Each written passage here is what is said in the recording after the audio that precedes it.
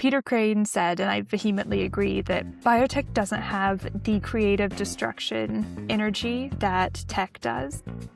My interpretation of this is that this leads to people just following the same path over and over again, instead of trying to innovate on structures as well as science. And so I think why we are excited about consumer biotech, why we are excited about decentralized science and crypto and autonomous science, is really this creative destruction. How was JPM? JPM was great. I love starting the year with a JPM, and it's been the fourth one that I've went to, which is kind of surreal that I've been investing for that long. But yeah, the really kind of wild thing this year was how many government officials were there at every level. So you had the Deputy Health and Human Services there, Jim O'Neill, and he spoke at a few different events. Then you had other people that were high up in regulation for medical devices. And then even on the more junior level, there were several people from DoD and DARPA that were at the events. That was just like, we've never really seen, so many government people before. But I think overall it's positive in terms of they're interested in shortening regulatory cycles. They're wanting to fund innovation. I think the downside is there is mismatch, especially with Health and Human Services vaccine policy. General biotech community agrees with, which is full vaccinations of children. There was some tepid response to Jim O'Neill's comments about his new vaccine policy, but I think net good, except the vaccine thing. Yeah, it's funny how I think the biotech universe will never be fully enveloped by the American dynamism movement of, we're going to reshore, but then you have all the dumb stuff around vaccines. So there's always going to be a tension, which I think is healthy. Yeah, I just don't understand how libertarianism got to vaccines. Yeah. It's good for everyone if we don't have hepatitis A and B and meningitis circulating in our general public. Like, how about it's our right to be healthy? Why aren't libertarians down for that? But yeah, in general, I think like less regulation, faster, and mainly like faster FDA cycles are really good for startups and for patients. So yeah, I'm glad to see them working there. Yeah. I think we're going to get a lot more into FDA cycles. But before we continue, I'll tell you a bit about Legible Bio and like why I'm doing this podcast. The idea was to get people who can explain biotech in simpler ways and make it more accessible for folks outside of the South SF and Boston bubbles. Your writing has been really influential in my understanding of the biotech space. And so I wanted to ask you a lot of high-level questions from an investor perspective, but also you have an academic background, so you're very well equipped to answer some of the nitty-gritty technical questions. So why don't you share a little bit about your background, how you ended up at Compound, and what you're working on now? Yeah, 100%. Well, thanks for having me on. Yeah, I'm a bio PhD by training. My PhD was technically in plant sciences, where I was making new molecular tools to engineer algae. Most crucially, I did this really neat master's degree in bioscience enterprise. So it was basically a course for scientists to understand what other types of jobs are there besides being a PhD. And that's where I learned about venture capital and worked in venture capital during my PhD, and have been really excited to be on the Compound team these past 3.5 years to work with them on building out more bio and health theses. Is it a lot of pressure trying to predict the future? Because that's kind of the Compound thesis. And it's very admirable that you put out your exact predictions about how things are going to go down in the next 5-10 years. Do you feel pressure or do you find that exciting? Yeah, I think it's more exciting, both from the perspective of really living in the future. Because sometimes when you're on the cusp of all of these predictions, you can just like feel how incredible it would be to have all of your biomarkers available on your phone. Like that's pretty amazing. Like how amazing it would be if your parents' cancer was diagnosed at stage 1 instead of stage 4. How amazing it would be that your sibling with autoimmune disease could be cured instead of having debilitating disease. So I think really living in the future, it almost gives me, yeah, nostalgia for things I haven't experienced yet. But of course, like, it's also always fun to put things out online and see what the reply guys say, and also see some things that resonate. So, yeah, it's good, and I mean, all seed investing is an unknown universe, so I think if you're not paranoid and also, opinion voice can be lost in the noise, and I think for us, since we try and get to areas early, having legibility with founders early and having things that we can point to that founders are also working towards, we found that to be helpful. But yeah, how do you think about predicting the future yourself? You know, the lazy take for most VCs is like we let the founders, chart the future. We're not here to tell them what to build. And I think there's some merit to it. But then I realized I also heavily index on the founder, and the best way for me to understand a founder is understanding how they navigate this complex idea maze. Um, and to be able to do that, I need to have a sense of what the idea maze actually even looks like.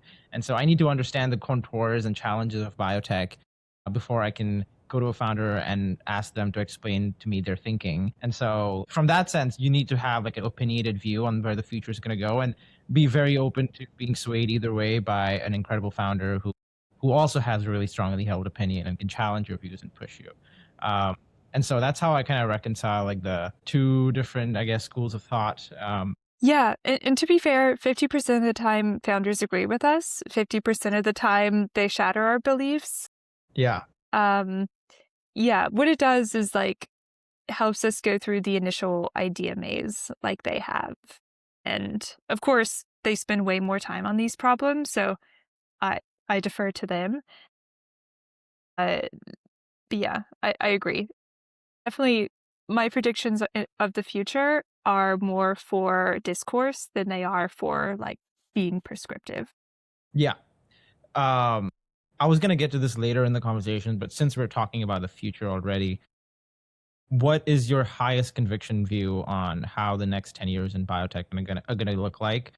A few things if you had to point out, what do you believe the most that's gonna be different? So many things. I mean, I think the most tangible thing is that our consumer world will become a lot more interesting in the next 10 years, both from like therapeutics launching directly to consumers.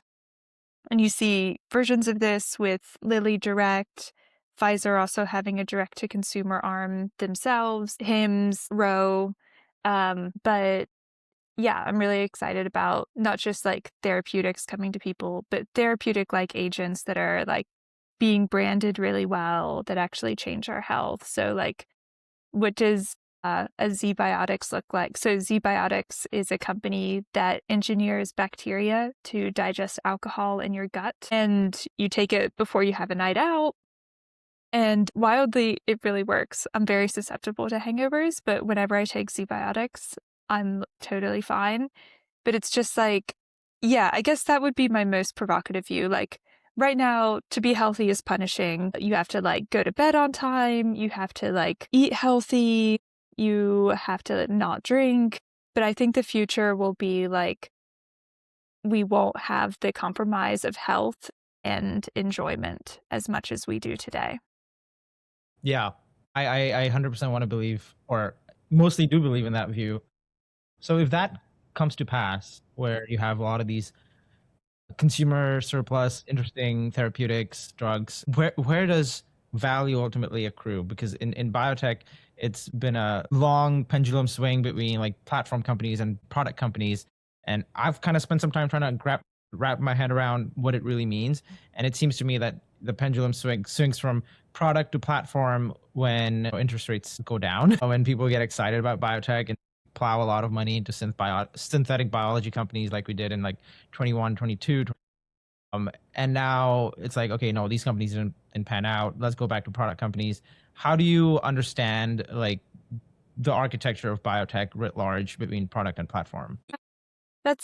Yeah, it's kind of like the existential question. I mean, I think the future is much more verticalized. So if they have a special edge of like engineering bacteria or making peptides, I think companies will, instead of being service providers for others, they will verticalize, launch their own products, go direct to consumers instead, and then use their platform to keep launching new products. So I see it more as like, yeah, kind of the best. That's kind of the best of both worlds, where it's like you capture maximal value, you can launch a lot of products. And once you have brand value there, other people might come to you to engineer their bacteria, but you're not dependent on them or contracts with them in order to become a really large company. The first thing you mentioned about your experience at GPM was the fact that a lot of government officials were there. And to me, that seems like a response to the threat that China poses in terms of how fast it's moving, how many new drugs are they're approving. And a big bottleneck in the US is the regulatory process, is not having that verticalized CRO approach that they have in China, perhaps. Don't you think that in the near future, it's like the pendulum is going to swing back to some of these platform companies that provide better CRO services, better CDMO services? Is that going to be back in vogue? Like I'm thinking of companies like Ginkgo and some of these sequencing companies that are platform, as in like they provide critical equipment, but a handful of others, companies that are pioneering new modalities. Is that the right way to think about it? Yeah, I mean, the CRO space, especially, I think it's like both China's catching up quickly.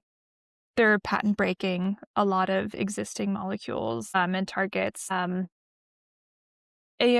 people that contract with Chinese companies are always worried about their IP leaking. So I think there's, yeah, quite big sentiment, like quite good, like rational sentiment to think that those things will reverse if there's some sort of price parity that American companies can give biotechs.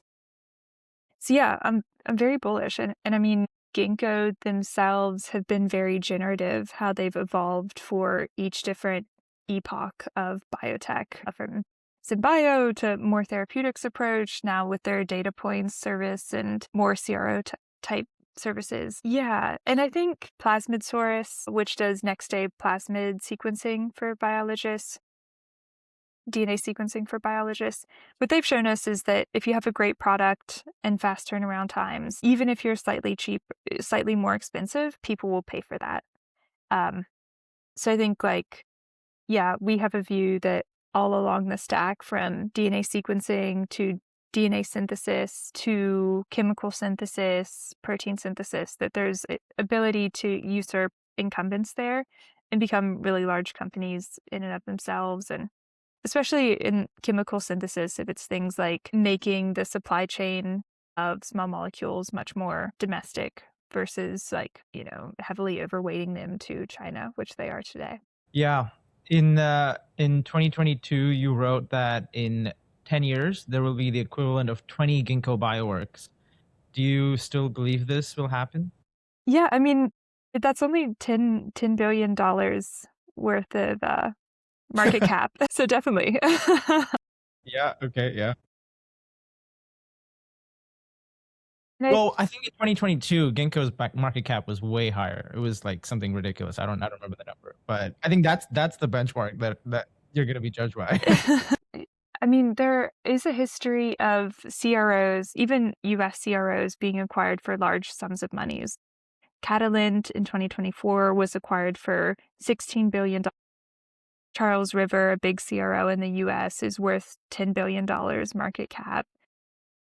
So I think there's, reason to believe that if you do find product market fit in a CRO, like a platform CRO capacity, and with automation, you can improve the margins, that there will be more exits, and those exits will be more favorable to founders. Right. One other thing you mentioned was that you see a lot of opportunities for new companies, new startups to usurp the incumbents, but you've also been thinking a lot about public markets. And I know it's been top of mind for the folks at Compound. How do you think about incumbent advantages versus startup advantages if you were kind of looking at the whole biotech space? Yeah, I mean, I think it depends how quickly the field, like one is how quickly the field is moving towards the future.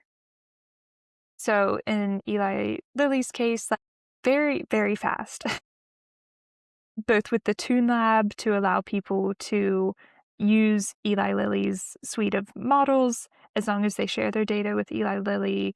Their ventures arm is very aggressive in terms of investing in emerging areas like aesthetic. Of course, we haven't even hit peak sales for all of the GLPs. So yeah, there's a lot of compounding things there where I think they're like quickly building towards the future. But they're really an outlier in all of those cases. So I think with other incumbent companies, like much less bullish on them. But yeah, the other side is like how deeply entrenched are people. So a company we went deep on is Certara, which is a public software company that sells software to pharma and to regulators like the FDA and the European Medical Agency. And they're interesting because they have like a checklist type software that they sell to regulators that helps them assess the regulatory filings that companies are submitting. Pharma companies buy the same set of software to ensure that they're seeing the same things regulators are to try and improve their chance of success.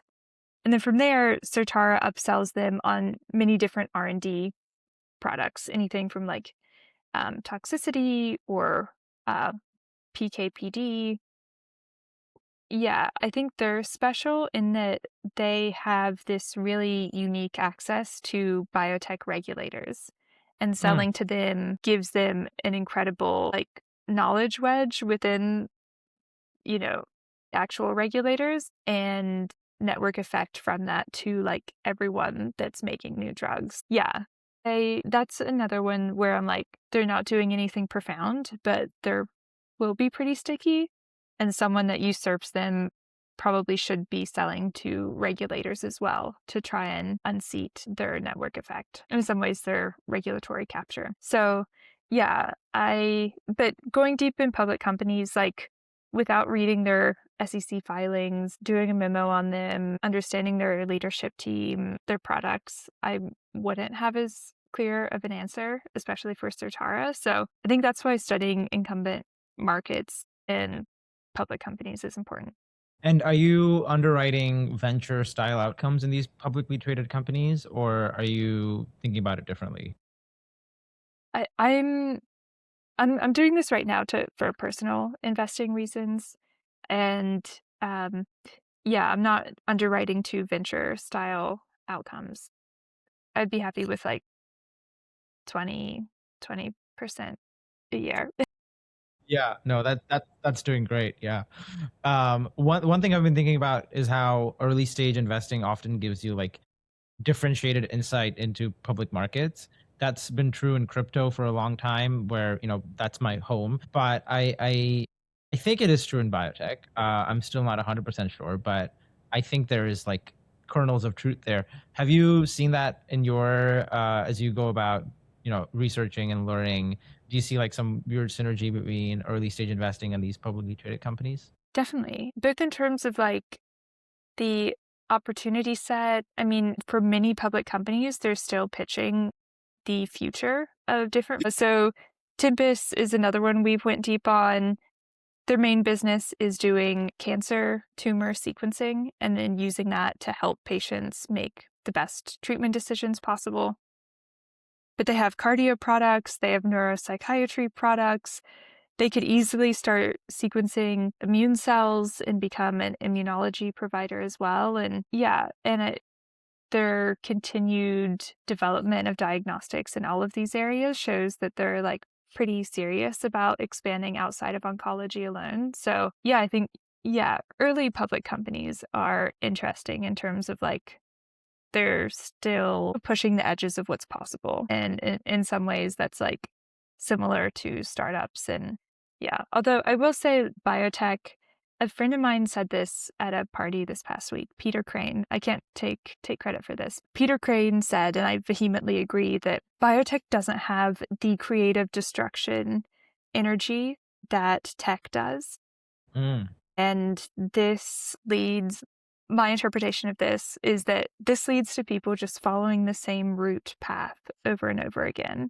instead of trying to innovate on structures as well as innovate on science.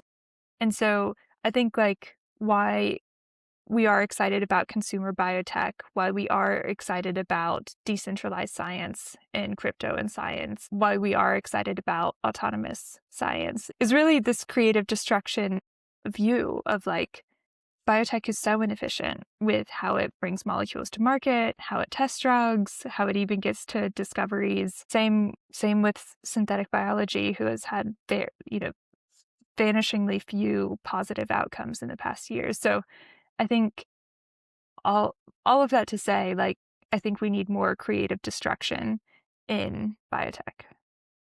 Do you think it's too late? Because biotech, from what I've seen from the outside, is just it's filled with academics who are, incredibly well-meaning, but like you said, do not have that creative destruction spirit. They're much more kind of get in line type of thinking. Is that even possible? Like the critical mass of people in the industry has a tipping point, right? Yeah, I mean, you only need a couple, like 1 to 2 companies to show a different path in order for people to, like, keep pushing on the edges. I mean, you saw this on, like, from Web 1 to Web 2 and Web 2 to you see. Software iteration cycles. I mean, it's easier to do creative destruction when you're just working with pure software. I guess it's much harder to do it when you have established scientific processes. You're working in the world of DNA and bits and atoms rather than bits.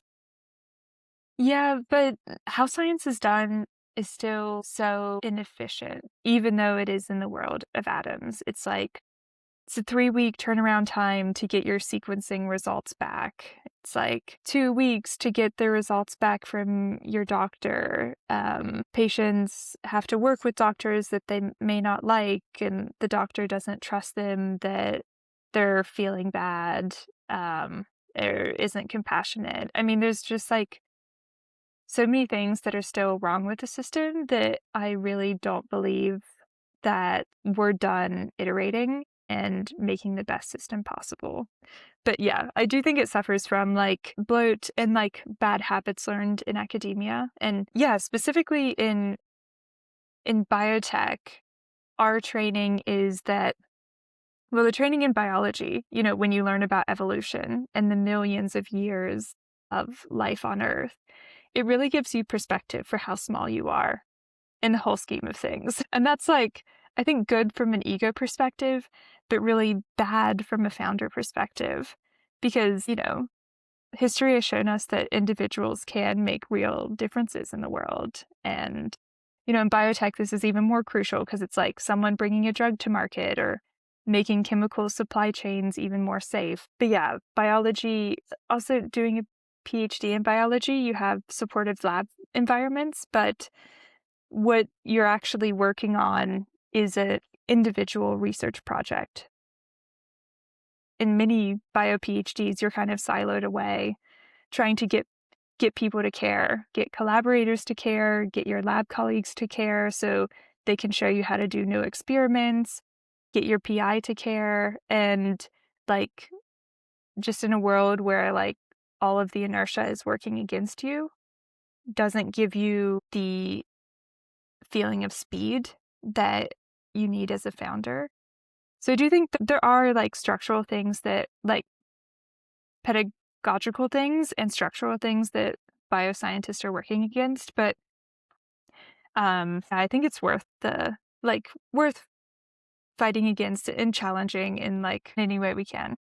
This is a good time to ask about DeSci because I'm curious about how you started learning about DeSci. Was that because you were at Compound and Compound also does crypto and you're like, oh, this is an interesting, obvious fit?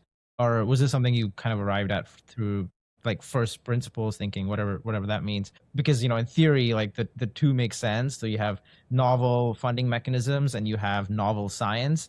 They should work together, they should overlap, but they don't. How did you start thinking about DeSci and where are we right now? Yeah, I mean, it was really lucky to be at Compound because, the team, Michael Dempsey and Smack on our team are really incredible crypto investors and have been early in the different waves of crypto. So yeah, their framing had like got me interested, and they'd already invested in Molecule DAO, which is the premier DeSci company in the space. They've kind of morphed into bioprotocol and have a token now and are launching new crypto biotech companies. But yeah, there were a few different moments, like seeing the market cap of Bitcoin over $2 trillion.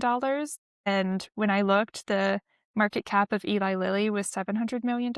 And Eli Lilly is like the industry's cash cow, like the biggest, pharma company that there ever was. And so just seeing like relative funding available in Bitcoin and seeing I don't want to say scams, but things like BitTensor, like getting crazy valuations so BitTensor is widely disputed AI crypto company, but they did reach like wild valuation. Was it like 15 billion? I forget the exact amount, but yeah, crazy valuations that didn't the amount of people using BitTensor market cap. Did you find what it was? Oh, it's it's 2.2 billion right now, Okay. but it reached multiples of that, almost twice that back last year. Okay. Gotcha. So it only got up to 4 billion? Yeah, Okay. only. Only, yeah. So BitTensor got up to 4 billion market cap. In order for a biotech company to get to that valuation, you need to have, in the antibody space, if you make a new antibody and get to phase 3 with that, with good data, you're taken out for $2.2 billion. So seeing companies like BitTensor that have valuations that are 2 times a successful biotech company exit, to me was just really illuminating. It's like, there's so much more money out there than scientists are tapping into. Right. And also, just having more experiments in biotech is fundamental, not fun, I mean, fun and fundamental, but because we still don't understand so much about how life works. And so just the more experiments we have, I don't think it'll be incremental progress. It'll be like step change knowledge that we can have if we are able to do like 10 times more human experiments than we're doing today. So you're basically saying that the speculative energy that gets funneled into projects like BitTensor, not to pick on them too much, but BitTensor and other meme coins can just as easily be funneled into ways that fund biotech startups and experiments. Yeah, and In I theory, know, in yeah, theory. and I know that there's like definitely a place for meme coins in the internet. I know there's a place for visionary companies that are still working towards product market fit on the internet, having real token appreciation. But yeah, it just like, it's kind of like the haves and have nots of the world is like crypto versus biotech. And this isn't like not that big of a crypto summer cycle. So imagine if it was like 2021 levels again, how much more the disparity would be there. Yeah. So that, and yeah, at Compound, we do these learning together sessions every 6 weeks. So as a team, we come together and bring 2 new ideas for venture scale companies. And we talk a lot about AI, robotics, crypto, bio and health. And yeah, through those sessions, we talked more about crypto in the real world. And through examples like Helium Network, where people buy hardware to be a hotspot in their neighborhood for Wi-Fi. Hive Mapper is another one where people put a camera in their car to map the roads and have a decentralized Google Maps. These projects get like tens of thousands of people. They're not projects. These companies get tens of thousands of people to participate. And what is biotech if not coordinating hundreds and thousands of people towards a certain goal that's ultimately good for society and good for humanity, like these projects? So I think, you know, just crypto in the real world has a lot of similarities with biotech in terms of coordination, in some cases like high capital costs, but the expected value being much higher than the investment amount. Do you think we could run decentralized human clinical trials using crypto, like just providing crypto incentives for human clinical trials? Because that seems to be a big bottleneck in our process today. Yeah, and, my partner's in public health and has spent a lot of time in health ethics, so I wanna be careful that, like, paying someone for there's a lot of ethics involved in trial Yeah. recruitment, and there's a reason why investigation IRBs, investigational review boards, are a good thing, uh, and why we don't anymore recruit children or recruit imprisoned people or people that are disadvantaged for clinical trials. So I think, like, those things should stay true in crypto trials. Yeah. The name of crypto trials just makes me scared a little Yeah, bit. this is where the libertarian ethos meets the sensibilities of academia, which, like, okay, you can't be unethical about it. Yeah, it makes sense. It just seems like something that, you know, should happen, will happen, especially since people are trying all these new class of peptides and there's no like robust data collection around it. It's like, just trust me, bro, it'll work. I read about it in a Telegram group chat. Yeah. There's got to be a way to better coordinate that, collect better data sets, and use that as like some sort of, I don't know, preclinical evidence before you run actual clinical trials. Maybe, I don't know. Yes. Yeah, 100%. I mean, that's the dream. And that's another real flashpoint for me, is that I think it's so irresponsible how people are taking these gray label peptides that they don't know what they are. You haven't tried them? You haven't tried BPC 157, whatever? It Absolutely changed my not. life. No, I'm kidding. I haven't tried it either. I haven't tried it either. Yeah, but Why not? Why not? yeah, a lot of so from the papers I've read, a significant proportion of gray label peptides have remnants of bad bacteria in them called endotoxin. Shit. And yeah, and so it's somewhat common for people that inject themselves with gray label peptides to get a bad immune response to that. Last summer at Bradfest, which is a big biohacking conference, 2 women were hospitalized and almost died because they took gray label peptides at this like biohacking conference. And so, like, this isn't like trivial. And also those compounds haven't been proven. We don't know what they're targeting in the body. There's so much anecdotal evidence that people have found benefit from them, that there is likely positive, but it does scare me that as a community, as the gray label community continues to pump these peptides into their body, that there hasn't been rigorous randomized control trials around them to see if they're actually helping with recovery, improving vigor, like improving longevity biomarkers like they say there are. I mean, caveat to that, there has been a human study on thymosin alpha, which mechanism unclear, but it does reduce the time of viruses circulating in your body, which is like pretty neat. It reduces it by a couple of days, so it's not like a like tremendous discovery. And then the other one that has had human trials is Cimarelin, and that was for, I believe it was for people with growth deficiencies. They took that, but it hasn't been sold in the US since 2008 because of company difficulties. So I think those are like ones that if you're sure of the manufacturing, like if it has good manufacturing practices, like GMP grade, therapeutic grade manufacturing, that those ones are like probably okay to take.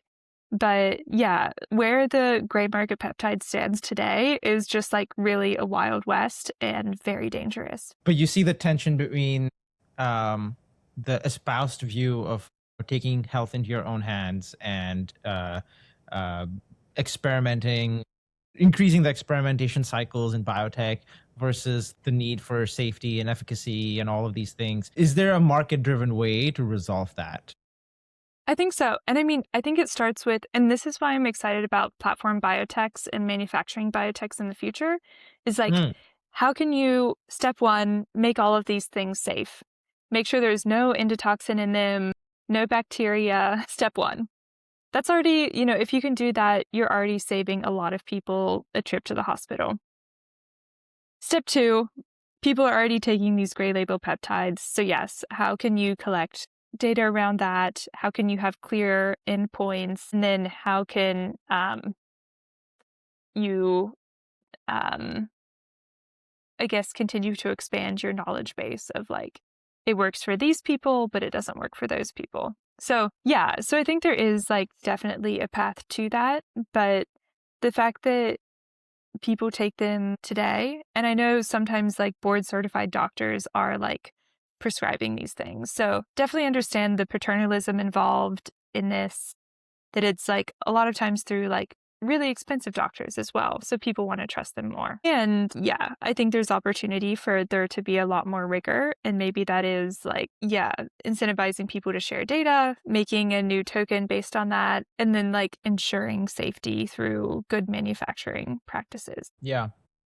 Yeah, that makes sense. The key bottleneck that we've touched on before is human clinical trials. Like, just as an outsider in biotech, in trying to understand what are the key areas of deficiency in the biotech world, in the drug development process, it's human clinical trials. We just do not have enough data of drugs being tried in humans. China is much better at this, much faster at this. And you've thought a lot about how do we increase the time to getting to humans, and there's all sorts of creative ways that you've written about, including cadavers. And you recently wrote about human challenge trials. Could you kind of walk us through what are the easiest ways to improve the time to human clinical trials, and what are some challenges here?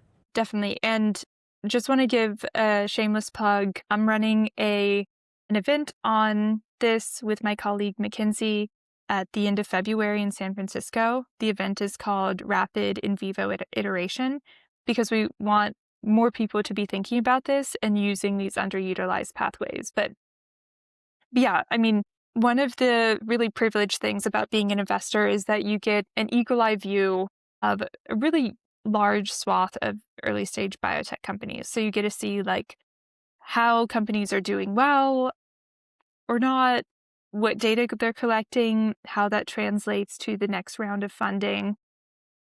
And over the years of being an investor, there's been this like higher and higher bar of what biotech companies need to accomplish in order to get a Series A done. With that was like, it's just human evidence sells. Good human evidence sells. So I think all companies should, and and are thinking about how to get human evidence. So some teams and some companies that really understood the human evidence pathway better than others, but I wanted to shed light on all of those. So last year, my team and I wrote this playbook for human evidence. And some of the ways that are under discussed are compassionate use trials. So after a startup company submits an investigational new drug application to the FDA, they can start giving that drug to people that are out of options, that have that specific disease. And this process can be executed 30 days working with the FDA. Wait, why isn't this already the case today? That seems ridiculous.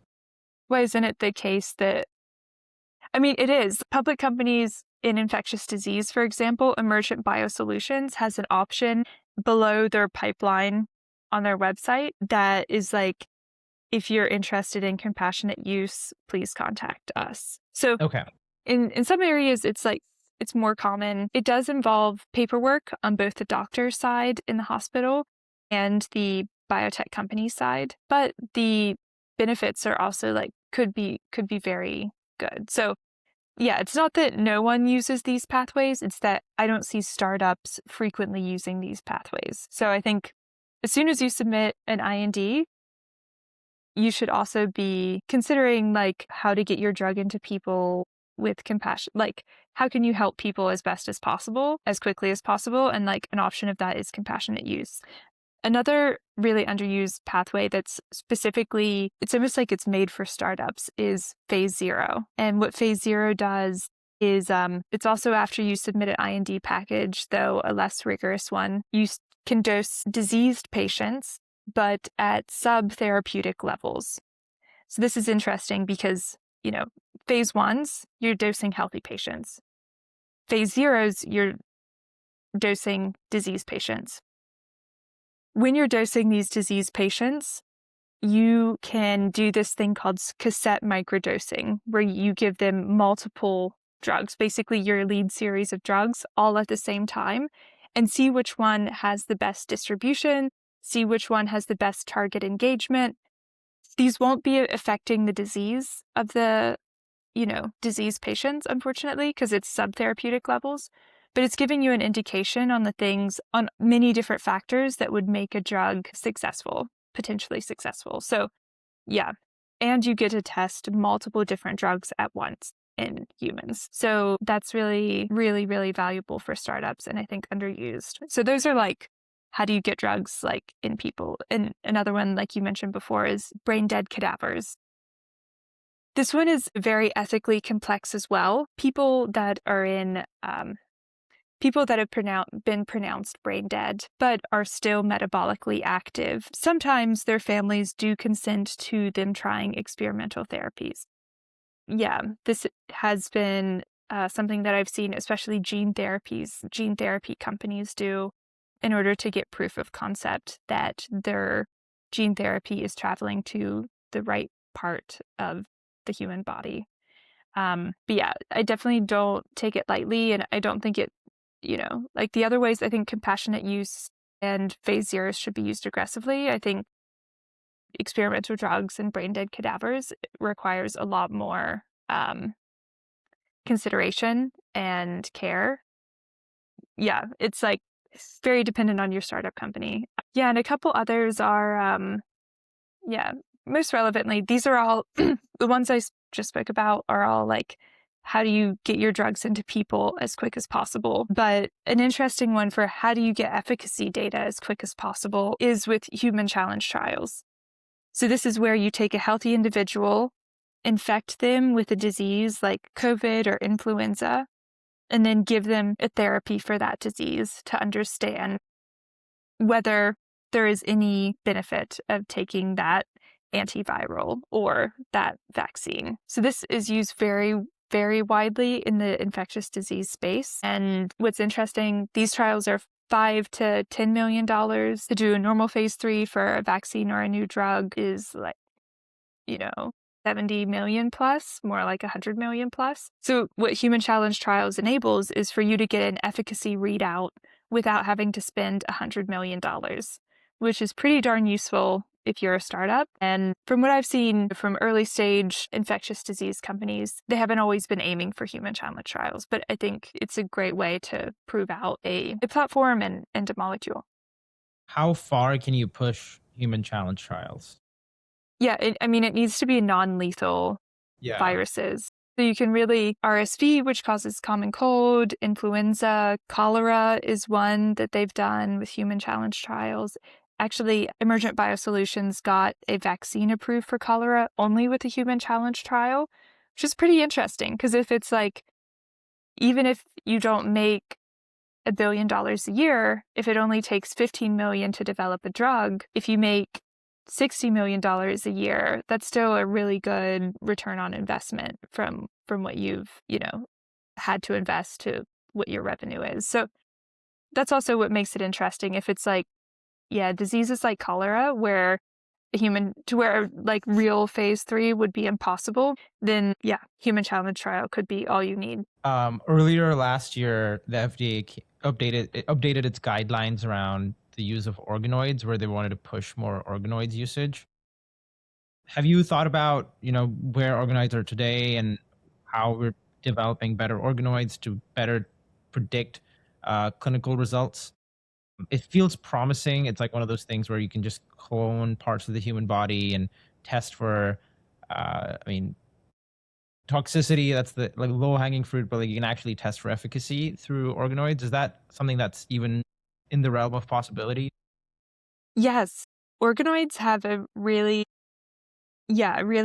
clear history of showing efficacy and toxicity, not just with cancer. Initially, they were only used for prediction of cancer response outcomes, but they've been shown to work with, and by work, I mean predict disease responses with immunology and with infectious disease. Yeah, so I couldn't be more of a fan. I mean, I think what will happen is the organoids themselves or the patient-derived tissue itself will start to get closer and closer to human tissue. Because right now, organoids are just like a blob of cells. They're patient-derived, so that's better than immortalized cell lines like the HeLa cell line that has been used for 70 years, evolved to like really not be representative of human biology, like of general human biology. I mean, I Yeah. don't know if it ever was representative of general cancer biology, but yeah, yeah. So anyway, organoids right now, blob of cells. What I think the future is getting pattern cells and things that better resemble actual tissues in the human body, and that, continuing to improve predictions that we're able to make from petri dishes. Speaking of predictions, there's a lot of virtual cell model companies out there. The goal with them, presumably, is to have better prediction of how the human body reacts to all sorts of perturbations, and you do it in silico. You can model out the humans. Have we kind of gotten ahead of our skis with these virtual cell models in their promise about what they can offer?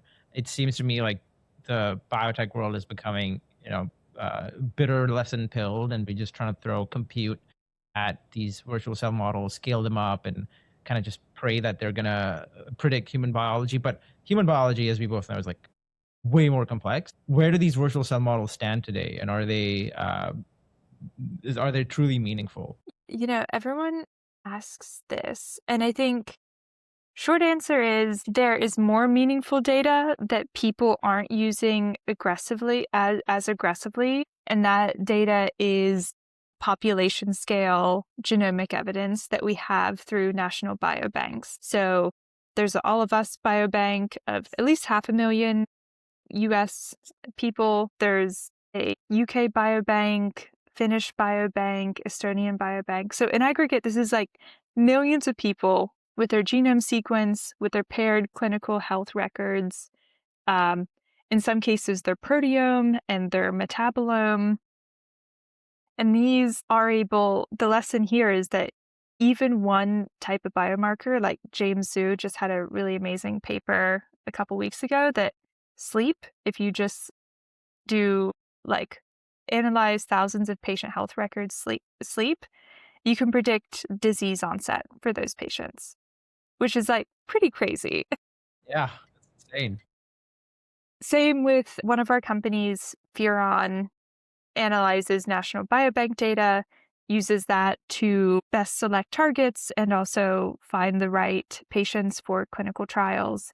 Mm, Yeah, but one of their initial papers was on just looking at retinal photographs, and from retinal photographs of tens of thousands of patients, you can also see what diseases they'll develop and how many adverse events they have. They can stratify them into different risk parameters. So in some ways, I think virtual cell is preaching this, but we already have things that predict disease. And so I'm, yeah, so interested. I mean, it's obviously different data corpuses. So like something that bridges single cell virtual cell models and population scale human data, like that's a pretty interesting nexus to be at, because that really starts to capture like the breadth of human genomes, the breadth of human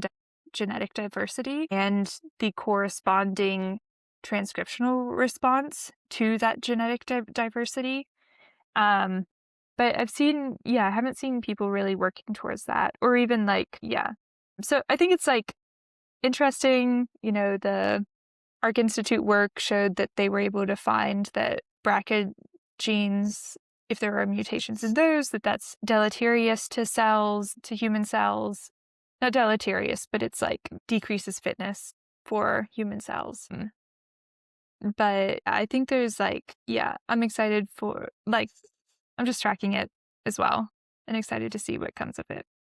It's surprising no one's working at the intersection that you mentioned. I hope anyone who's listening who is working on that can reaches out to you, like it seems like a no-brainer to be trying to use these population level data within virtual cell models or combine it with virtual cell models.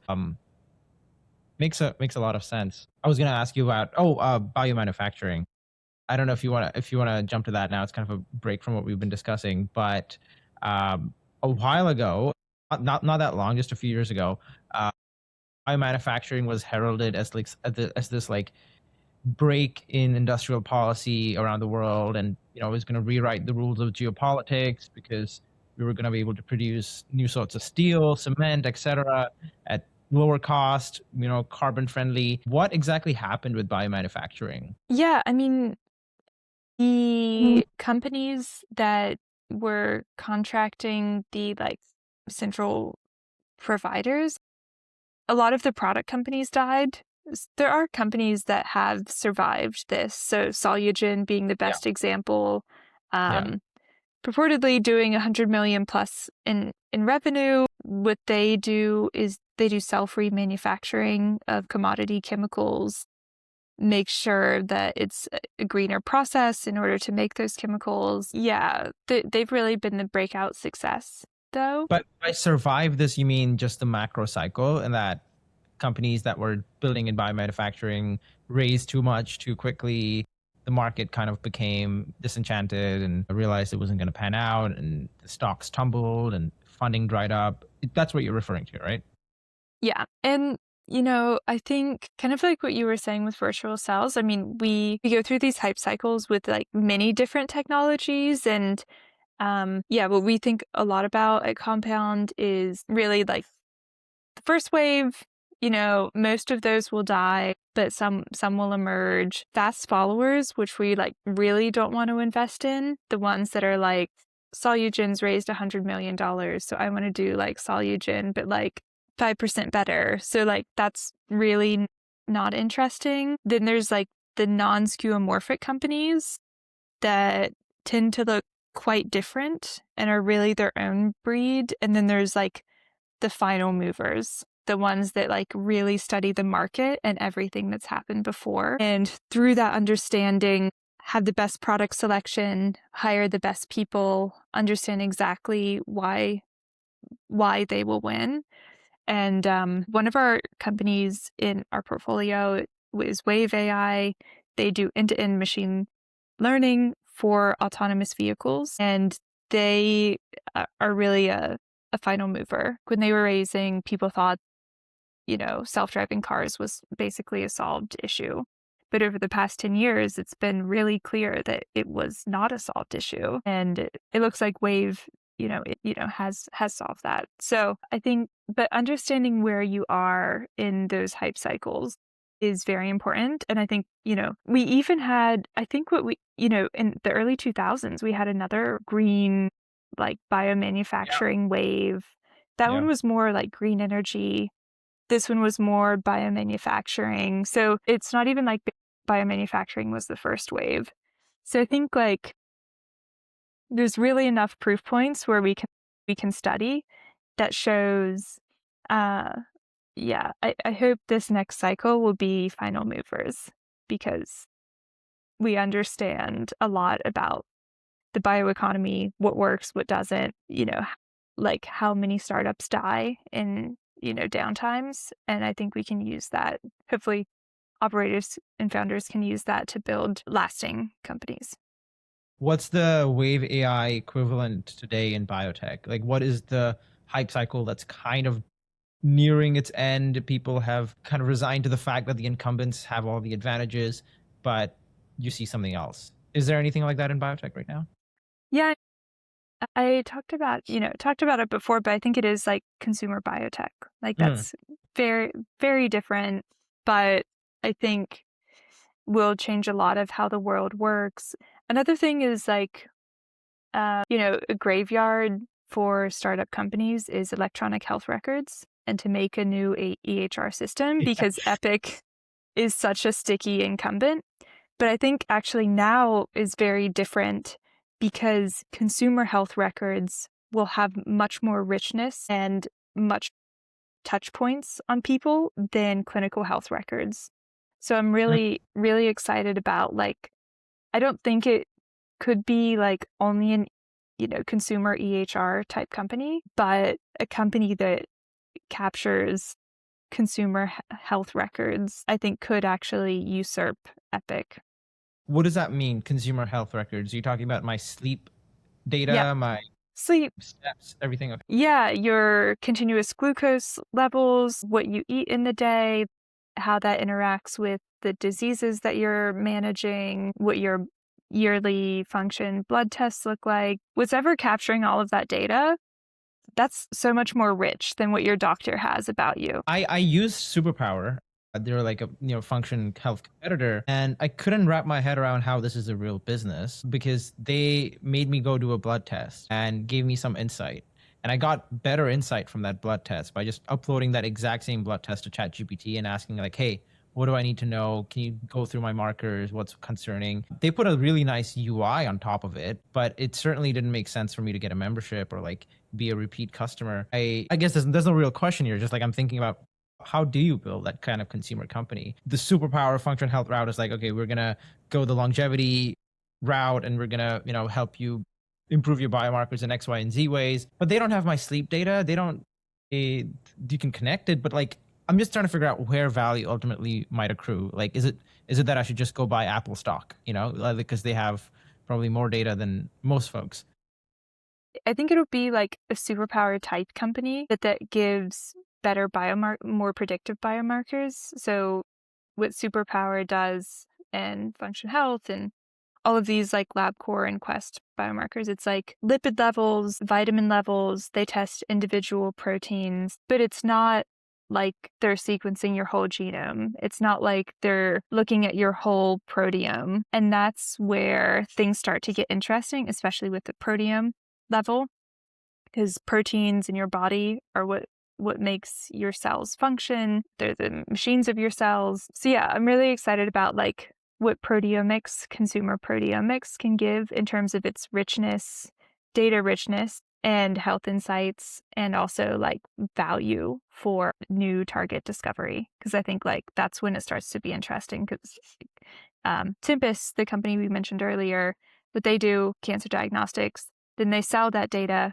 to pharma companies for $100 million plus. But what's interesting about consumer diagnostics is that you could have a similar model of like people do the test, you net make money on that, not loads, but then you sell that aggregated data for a lot more. And so I think we're like still working through as an industry the right form factors, but I'm pretty clear that it's proteome or metabolome, or ideally both, as being the most valuable modalities to work through. Could you say more about the metabolome, or even the proteome and why it's super valuable?